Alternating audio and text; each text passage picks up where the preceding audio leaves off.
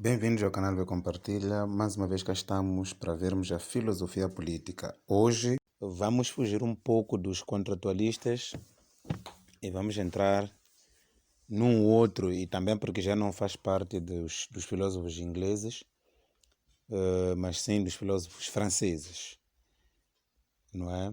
Então, queremos falar de Charles Lewis, de segunda Barão de Montesquieu, que nasce em 1689 e perde a vida em 1755. Na verdade, melhor tratarmos ele como Charles de Montesquieu. É assim como ele ficou famoso, e que foi um jurista e escritor francês, não é? Ele escreveu a famosa obra O Espírito das Leis em 1748.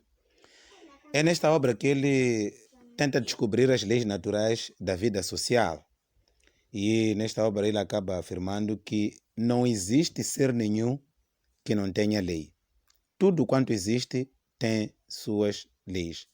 A divindade tem suas leis, o mundo material em que nós existimos tem suas leis, as inteligências superiores ao homem também possuem suas leis, e até ao mesmo homem possui as suas leis. Ele vai agrupar as leis em dois, ou em duas partes. Existem leis da natureza, que são as leis naturais, não é?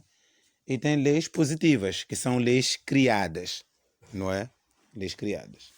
Primeiro vamos ver as leis da natureza, que são leis naturais. Nessas leis existem quatro leis da natureza. A primeira lei, Charles de Montesquieu, afirma que existe uma igualdade de todos os seres inferiores. Quer dizer que todos nós, homens ou seres humanos e animais no geral, eles sentem-se iguais, não é? Há uma igualdade de todos os seres inferiores. Então, os inferiores somos nós, homens, e os animais. Os superiores, achamos nós, que talvez são aqueles seres que estão no céu, ou Deus, não é? Esses são os seres superiores. A segunda lei é a procura da alimentação. Quer dizer que nós não vivemos sem alimentação. Então, a segunda lei é a procura. A natureza impõe isso, que a gente procure a alimentação. A terceira lei é o encanto entre os seres de sexo oposto. Acho que esta lei é a lei mais clara. Quer dizer, o encanto entre seres de sexo oposto. Eu sou homem, vou me encantar por uma mulher, e uma mulher também vai se apaixonar por um homem. É estranho hoje que um homem se apaixone por outro homem, uma mulher se apaixone por outra mulher. Charles de Montesquieu diz que o encanto deve ser entre seres de sexo oposto. Então não me envergonhe aí desse lado, tá bom? A quarta e última lei da natureza é o desejo de viver em sociedade. E este desejo de viver em sociedade cabe cá entre seres inferiores, né? Cabe ao homem, não é? Sempre tivemos esta ideia e este desejo de viver em sociedade. Essas eram as leis da natureza, ou então leis naturais. Ora, entramos ou passamos agora para as leis positivas. As leis positivas são aquelas leis criadas pelo homem, não é? Então, lembrando, estamos nas leis positivas. Mas vamos resgatar um pouco da quarta lei, que é a última lei natural, que é o desejo de viver em sociedade, para podermos perceber as leis positivas. Ora, quando nós vivemos em sociedade, então, os homens perdem a fraqueza. Por quê? Porque já estão unidos, não é? Então, vão perder a fraqueza e a igualdade, não é? Então, depois começa a se instaurar um estado de guerra entre as várias nações.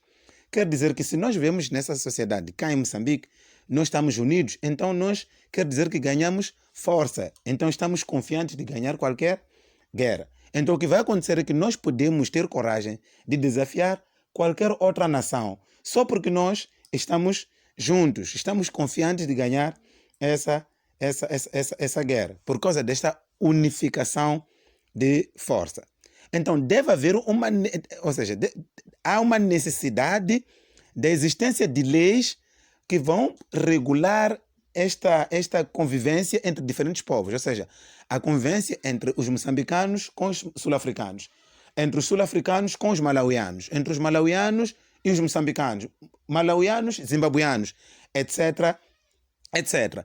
Porque, na verdade, todos nós, ou cada nação, tem a sua força, não é? Mas tem que haver uma lei que vai regular a convivência entre essas várias nações, não é?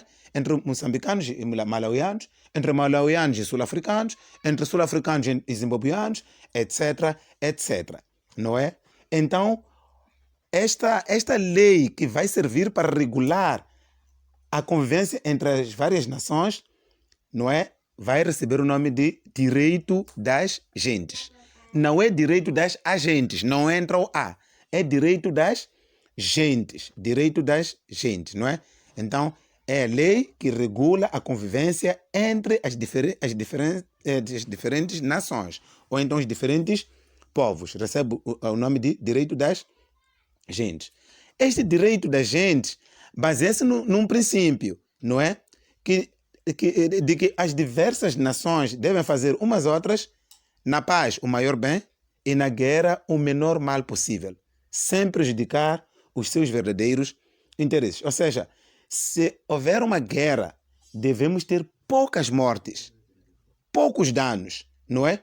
E se estivermos em paz, que a gente melhora ainda mais, não é? A gente melhora ainda mais. Seguindo com as leis, existem também leis que vão regular o relacionamento daqueles que governam e aqueles que são governados.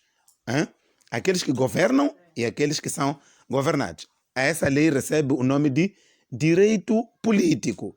Direito político.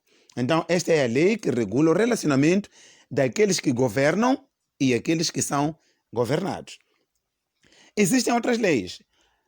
Existe aquele conjunto de normas que regulam as relações entre os cidadãos, não é? Cidadão comum, nós cá embaixo, não é? Então, essa lei que regula a relação entre os cidadãos recebe o nome de direito civil. Direito civil, ok? Então, é nessa mesma obra, O Espírito das Leis, que ele escreveu lá, que ele desenvolveu uma conhecida teoria de separação de poderes, não é? Onde ele diz que os poderes devem ser separados em três: poder legislativo, poder executivo e poder judicial, não é? E isto vai proporcionar um equilíbrio, não é? Dentro do Estado, vai proporcionar um equilíbrio na divisão de funções entre os órgãos do Estado. Teremos o Parlamento, teremos o Governo e teremos tribunais. Esta divisão de poderes vai impedir que alguns dessas pessoas, não é, atuem de forma despótica, não é? Ou de forma absolutista, ou de forma discriminada, não é? É por isso que ele propõe a separação de poderes. Agora, descrevendo cada poder, esta separação, poder legislativo, executivo e judicial, quanto às suas funções, o poder legislativo tem a função de criar as leis. Então, é onde nós encontramos o nosso parlamento, não é? Onde está lá o nosso tio Muxanga, né? Depois, o poder executivo tem a função de implementar as leis e de as fazer cumprir. E esse é o papel, aliás, esse papel é desempenhado pelo governo nas suas múltiplas funções.